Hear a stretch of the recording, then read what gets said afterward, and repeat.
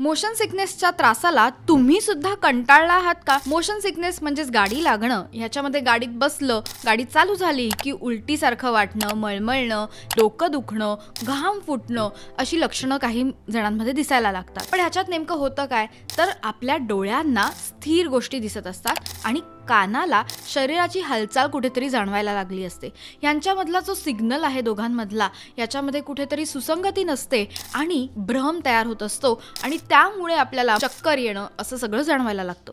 तर ह्याच्यावर साधे सोपे उपाय काय करायचे? तर पहिली गोष्ट म्हणजे नेहमी सरळ बघणं किंवा बाजूला बघणं, म्हणजे तुम्हाला हालचाल पण नीट जाणवेल. त्याचबरोबर तुम्ही जर लगेच गाडीत बसला आणि झोपून गेलात तर मात्र तुम्हाला ह्या गोष्टीचा त्रास होणार नाही. हे मळमळ थांबवणं ही खूप गरजेची असते, नाहीतर प्रवास कसा करणार असा प्रॉब्लेम नक्कीच फेस आपण करत असतो.